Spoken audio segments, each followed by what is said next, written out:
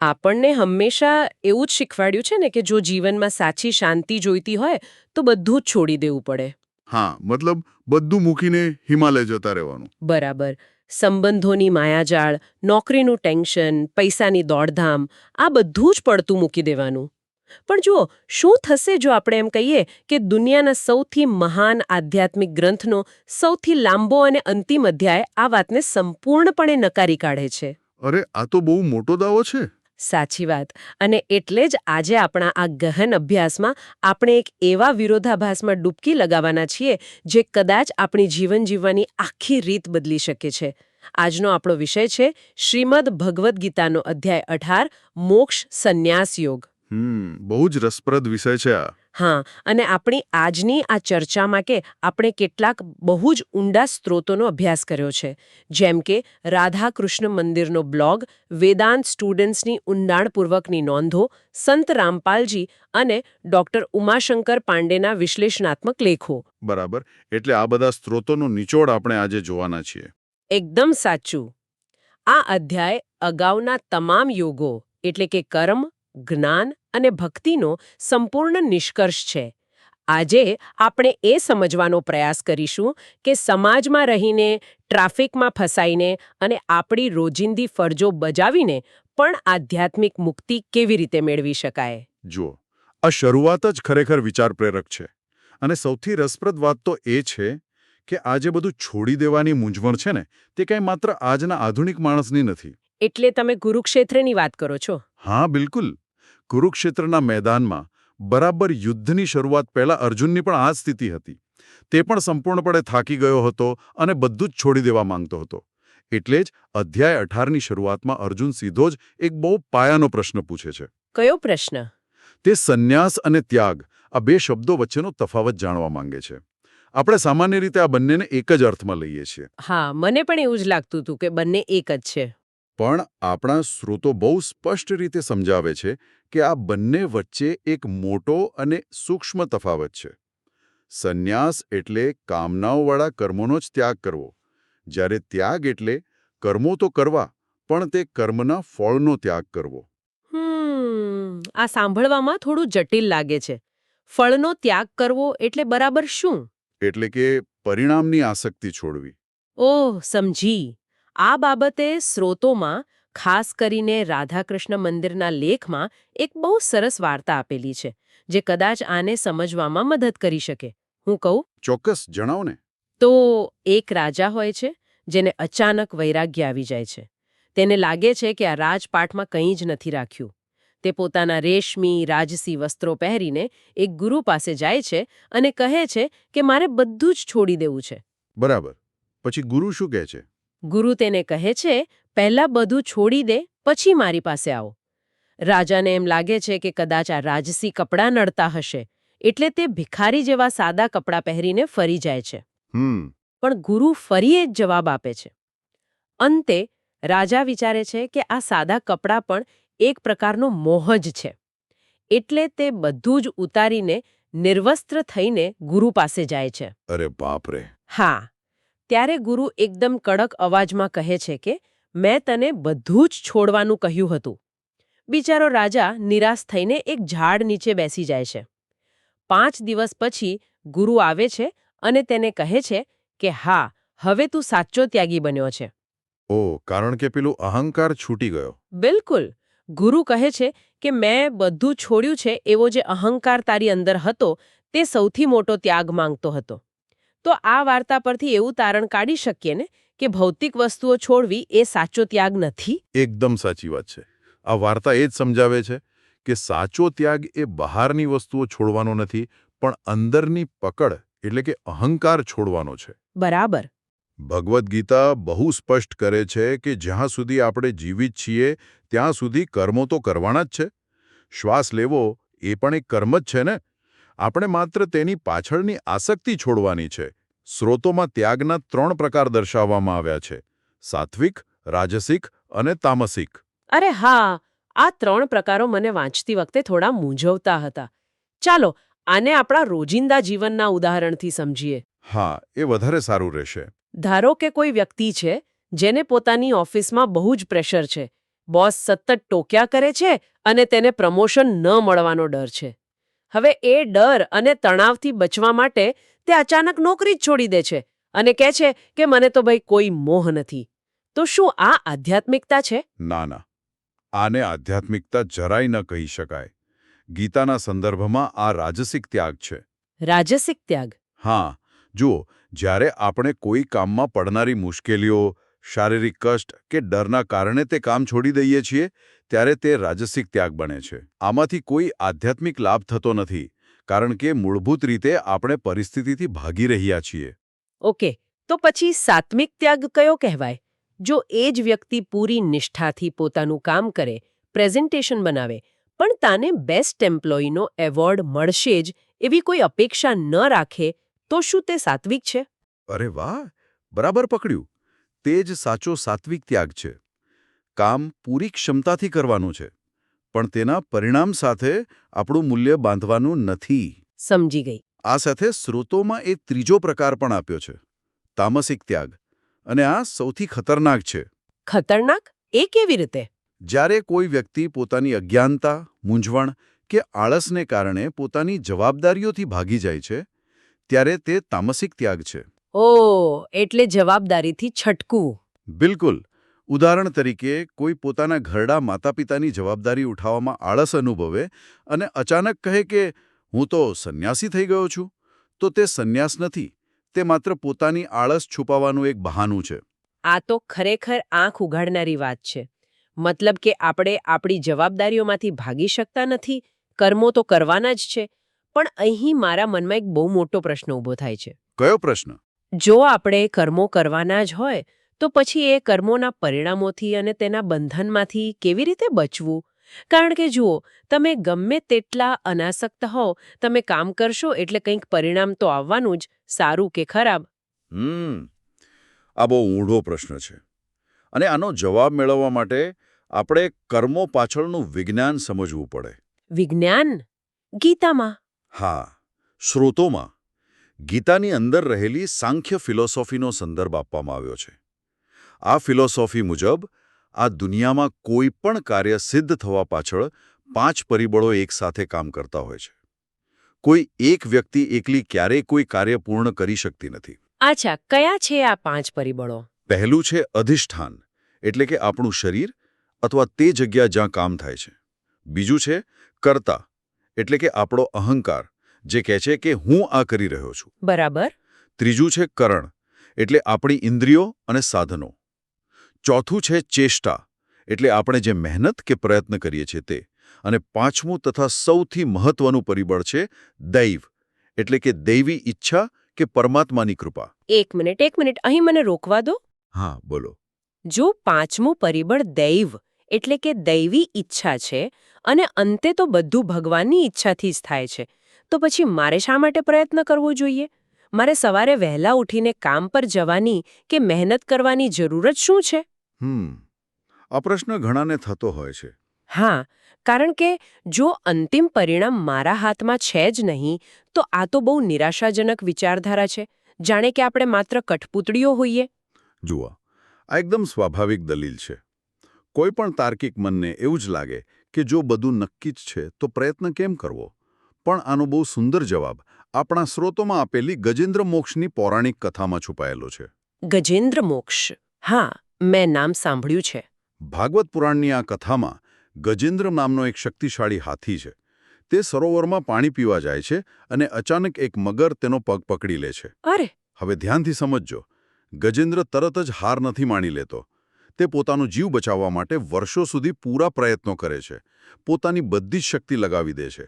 આ તેનો પ્રયત્ન, એટલે કે પેલું ચોથું પરિબળ, ચેષ્ટા છે.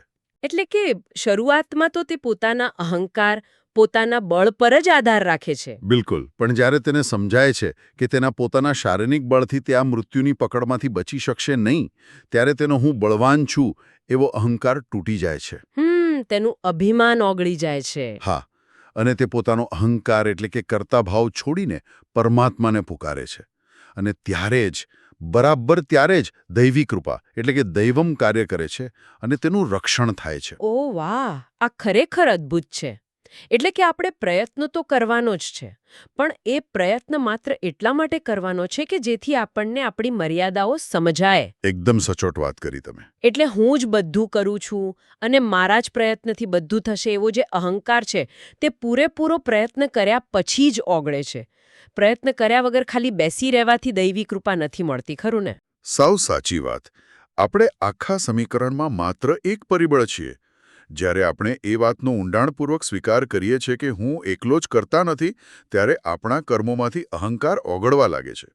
અને અહંકાર વગરનું કર્મ ક્યારે બંધન કરતા હોતું નથી. આ તો થઈ કાર્ય કેવી રીતે થાય છે તેની મિકેનિઝમની વાત. પણ જુઓ, મને એક બીજો વિચાર આવે છે. કયો? એક સરખું કામ બે અલગ અલગ વ્યક્તિઓ કરે તો પણ બંનેના અનુભવો અને સુખ અલગ કેમ હોય છે? દાખલા તરીકે, બે લોકો ઓફિસમાં એક જ પ્રોજેક્ટ પર કામ કરતા હોય, પણ એક સતત ગુસ્સામાં હોય અને બીજો એકદમ શાંત હોય. આ કાર્યોની અને આપણા સુખની ગુણવત્તા કોણ નક્કી કરે છે? અરે, અહીંથી જ તો અધ્યાય 18 એક બહુ જ રસપ્રદ મનોવૈજ્ઞાનિક વળાંક લે છે. સ્રોતો જણાવે છે કે આપણી પ્રકૃતિના 3 ગુણો સત્વ, રજસ અને તમસ એ આપણું ડ્રાઇવિંગ ફોર્સ છે. એટલે આ ગુણો આપણને ચલાવે છે? હા, આ 3 ગુણો એક લેન્સ જેવા છે, એક ચશ્મા જેવા, જેના દ્વારા આપણે આખી દુનિયાને જોઈએ છે અને અનુભવીએ છીએ. આપણું જ્ઞાન, આપણા કર્મો અને આપણી સમજણ બધું જ આ ગુણોથી રંગાયેલું હોય છે. એટલે કે આ ગુણો જ નક્કી કરે છે કે આપણે કઈ પરિસ્થિતિમાં કેવું વર્તન કરીશું. બિલકુલ. દાખલા તરીકે, સાત્વિક જ્ઞાન એ છે જે બધા જ અલગ અલગ જીવોમાં એક જ સમાન તત્વ જુએ છે, તે જોડવાનું કામ કરે છે. અને રાજસિક? રાજસિક જ્ઞાન માત્ર ભેદભાવ જુએ છે. આ મારો મિત્ર છે, આ મારો દુશ્મન છે, આનાથી મને ફાયદો થશે, આનાથી નુકસાન. અને પેલું તામસિક જ્ઞાન? તામસિક જ્ઞાન એટલું સંકુચિત હોય છે કે તે કોઈ એક નાની બાબતને અથવા તો માત્ર પોતાના જ શરીરને સંપૂર્ણ સત્ય માની લે છે અને તેમાં જ અટવાઈ લે છે. પણ આ ગુણોની સૌથી વધુ અસર જો ક્યાંય દેખાતી હોય ને, તો તે છે આપણે જે સુખ અનુભવીએ છીએ તેમાં. હા, સ્રોતોમાં સુખના 3 પ્રકારો વિશે જે વર્ણન છે તે વાંચીને મને એકદમ સ્પષ્ટ ચિત્ર દેખાયું. તમને શું સમજાયું તેમાંથી? સુખ એટલે માત્ર મજા કરવી એવું નથી. સ્રોત કહે છે કે સાત્વિક સુખ એટલે એવું સુખ જે શરૂઆતમાં ઝેર જેવું કષ્ટદાયક લાગે પણ અંતે અમૃત સમાન હોય. બરાબર. રાજસ્વિક સુખ એનાથી બિલકુલ ઉલટું છે. તે શરૂઆતમાં અમૃત જેવું મજેદાર લાગે પણ અંતે ઝેર બની જાય. અને તામસિક સુખ? તામસિક સુખ તો એવું છે જે હંમેશા ભ્રમમાં જ રાખે છે, જે માત્ર આળસ, ઊંઘ અને બેદરકારીમાંથી જ જન્મે છે.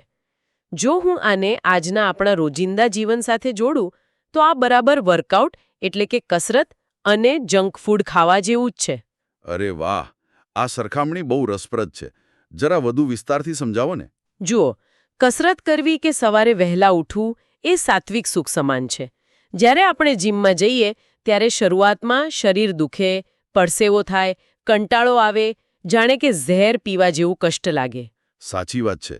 શરૂઆતમાં બહુ કંટાળો આવે. પણ લાંબા ગાળે તે જ કસરત શરીર માટે અમૃત બની જાય છે, સ્વાસ્થ્ય આપે છે. જ્યારે જંક ફૂડ ખાવું, ધારો કે મોટો ચીઝબર્ગર ખાઓ, એ રાજસિક સુખ છે. ખાતી વખતે જીભને બહુ જ મજા આવે, એ અમૃત જેવું લાગે. હા, મોઢામાં પાણી આવી જાય. પણ થોડા સમય પછી એ જ ખોરાક શરીરમાં સુસ્તી લાવે અને લાંબા ગાળે રોગ પેદા કરે છે, એટલે કે ઝેર બની જાય છે. તો આનો અર્થ તો એ જ થયો ને કે આપણે સવારે ઉઠીને શું પસંદ કરીએ છીએ તે જ દર્શાવે છે કે આ ક્ષણે આપણા પર કયા ગુણનો પ્રભાવ વધારે છે.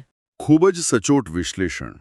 અને જ્યારે આપણે આ આંતરિક ગુણોની અને મનોવિજ્ઞાનની સમજને આપણી બાહ્ય દુનિયામાં એટલે કે સમાજમાં લાગુ કરીએ છીએ, ત્યારે ગીતા આપણને સ્વધર્મ અને વર્ણ વ્યવસ્થાનો ખ્યાલ આપે છે.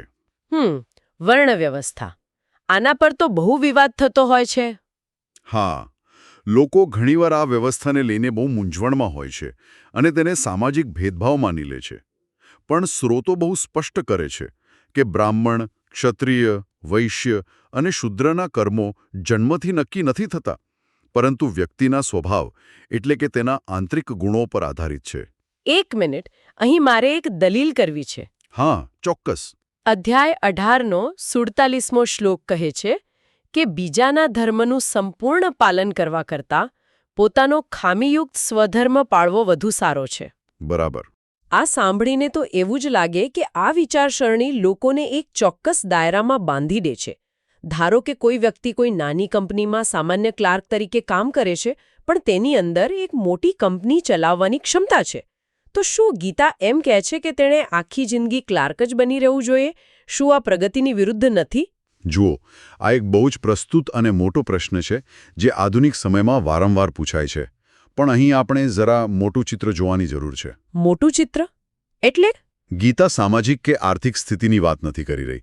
તે આંતરિક સ્વભાવની વાત કરે છે. સ્વધર્મ એટલે એવું કાર્ય જે તમારી અંદરના મૂળ સ્વભાવ સાથે, તમારા આત્માના અવાજ સાથે મેળ ખાતું હોય. જ્યારે તમે તમારા સ્વભાવ વિરુદ્ધનું કામ માત્ર પૈસા કે પ્રતિષ્ઠા માટે કરો છો, ત્યારે ભલે તમે ગમે તેટલા સફળ થાઓ, અંદર એક ભયંકર સંઘર્ષ અને ખાલીપો રહે છે.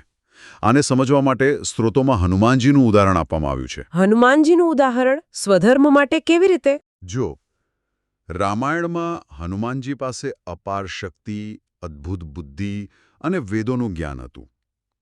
તેઓ ધારત તો કોઈ પણ મોટા રાજ્યના રાજા બની શક્યા હોત, અથવા તો કોઈ મહાન ઋષિ તરીકે પૂજાઈ શક્યા હોત. હા, એ તો છે. પરંતુ તેમણે ક્યારે એવી કોઈ મહત્વાકાંક્ષા ન રાખી. શા માટે? કારણ કે તેમનો મૂળ સ્વભાવ, તેમનો સ્વધર્મ ભક્તિ અને સેવાનો હતો. તેમણે માત્ર ભગવાન રામના સેવક તરીકે પોતાનો રોલ ઉત્તમ રીતે નિભાવ્યો. એટલે તેમણે પોતાનો સ્વભાવ સ્વીકાર્યો? બિલકુલ. અને માત્ર એ સેવા દ્વારા પોતાના સ્વભાવમાં સ્થિર રહીને જ તેમણે સર્વોચ્ચ આધ્યાત્મિક શિખર સર કર્યું. જો તેઓ જબરદસ્તીથી રાજા બનવાનો પ્રયાસ કરત, તો તે તેમનો સ્વધર્મ ન હોત.